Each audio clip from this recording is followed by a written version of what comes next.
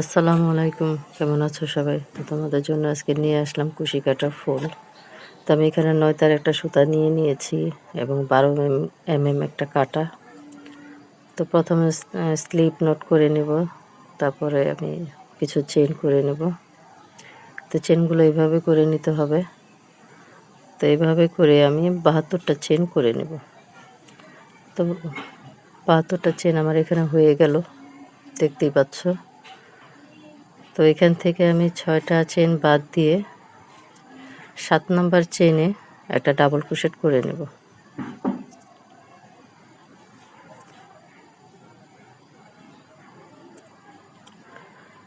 তো এটা double crochet হয়ে গেলে আবার ৩টা চেন করে নেব।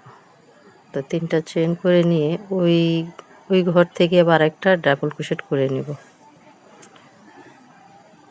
তো দেখতেই পাচ্ছ 3 কোণ একটা ঘর হয়েছে। তো আমি আবার 3টা চেন বাদ দিয়ে 4 নাম্বার চেনে আরেকটা ডাবল ক্রোশেট করে নেব।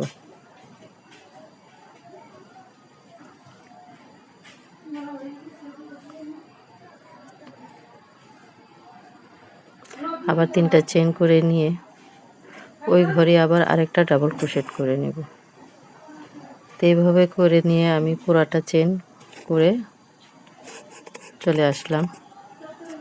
তো এখানে আবার 3টা চেন করে আমি ইটা ঘুরিয়ে নিব। তো ঘুরিয়ে নিয়ে এখানে 7টা ডাবল ক্রোশেট করে নেব এই ঘরে।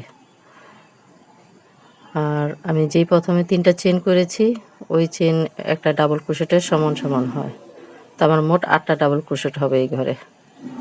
তো পরের ঘরে আমি একটা সিঙ্গেল ক্রোশেট করে নেব।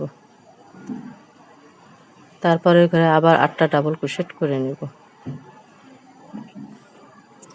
তো এইভাবে করে পুরো কাজটা হবে। তো পুরো কাজটা শেষ করে আমি আবার তোমাদের দেখাচ্ছি।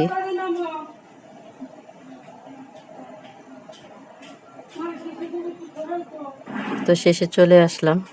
এখানে একটা স্লিপ নট দিয়ে সুতাটা কেটে সুতাটা আমি লক করে নেব। তো আমি সুতাটা লক করে নিয়েছি। তো দেখতে পাচ্ছ আমার কাজটা এরকম হয়েছে। তো এটা এখন অপর প্রান্ত থেকে ঘুরিয়ে নেব, মানে পেঁচিয়ে নিলে একটা ফুলের শেপ চলে আসবে। এভাবে করে নিতে হবে।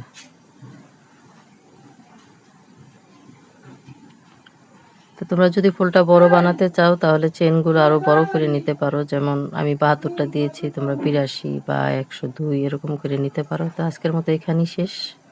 সবাই ভালো থেকো, আল্লাহ হাফেজ।